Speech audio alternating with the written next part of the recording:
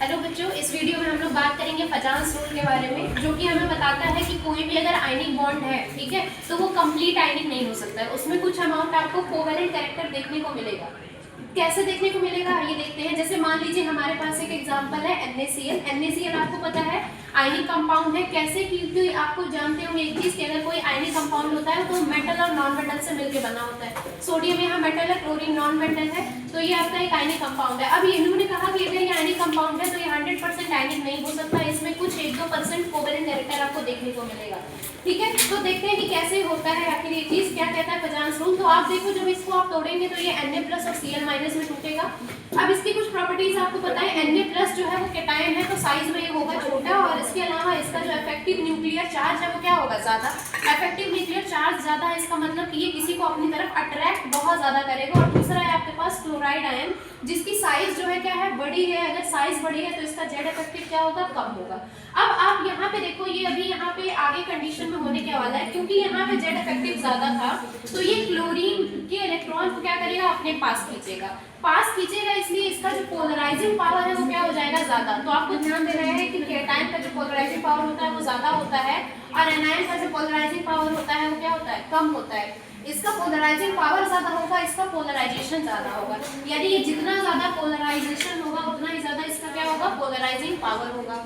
अब यहाँ पे जितना ज्यादा इसका पोलराइजिंग पावर होगा वो उतना ज्यादा क्लोरीन के इलेक्ट्रॉन को अपनी तरफ खींचेगा। ठीक है, तो आपको पता है कि यहाँ पे कोवेलेंट बॉन्ड की बात हुई है, तो कोवेलेंट बॉन्ड बनता कैसे है, जब इलेक्ट्रॉन का क्या होता है, शेयरिंग। ठीक है, तो यहाँ पे बेसिकली देखिए एक लाइन लिखी हुई है, electron cloud due to sharing of electron covalent character obtain. ये बॉन्ड जो कि पहले 100% आयनिक आप मान के चल रहे थे, यहाँ पे इलेक्ट्रॉन का शेयरिंग होगा। Na+ साइज छोटी है, वो इलेक्ट्रॉन को, क्योंकि पोलराइजिंग पावर जो है कैटायन की ज्यादा है, तो वो क्लोरीन की, क्योंकि उसके पास इलेक्ट्रॉन बहुत ज्यादा है, वो उसके इलेक्ट्रॉन को अपनी तरफ खींचेगा।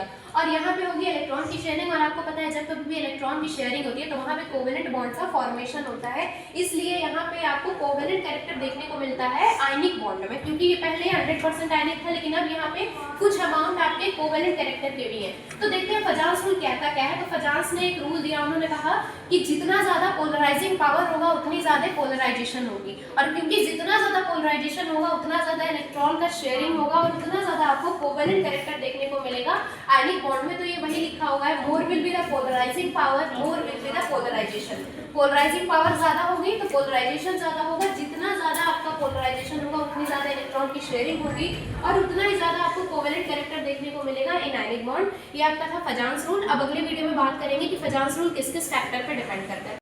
हमने बात किया था फजांस रूल क्या होता है। इस वीडियो में हम लोग समझेंगे कि कौन कौन से फैक्टर हैं जो फजांस रूल को प्रभावित कर सकते हैं। ठीक है, तो आपके सामने लिखा हुआ है, सबसे पहला जो फैक्टर है वो है स्मॉल साइज ऑफ कैटायन। आपको पता है कैटायन की साइज जितनी छोटी होगी उसका पोलराइजिंग पावर उतना ज्यादा होगा, और वो उतने ही इलेक्ट्रॉन को अपनी तरफ खींचेगा, और जितना ज्यादा इलेक्ट्रॉन का शेयरिंग होगा तो उसके अंदर उतना ज्यादा कोवेलेंट कैरेक्टर देखने को मिलेगा।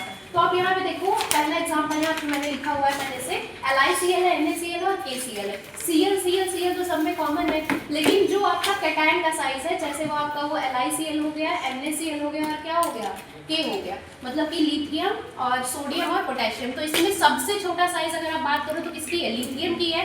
यानी इस पे चार्ज, लिथियम की साइज छोटी है, तो ये अपने, इसका पोलराइजिंग पावर ज्यादा होगा, ज्यादा इलेक्ट्रॉन को ये क्या करेगा, खींचेगा, तो इसके अंदर ज्यादा कोवेलेंट कैरेक्टर देखने को मिलेगा। उसके बाद आपका NaCl होगा, और सबसे लास्ट में क्या होगा, KCl होगा।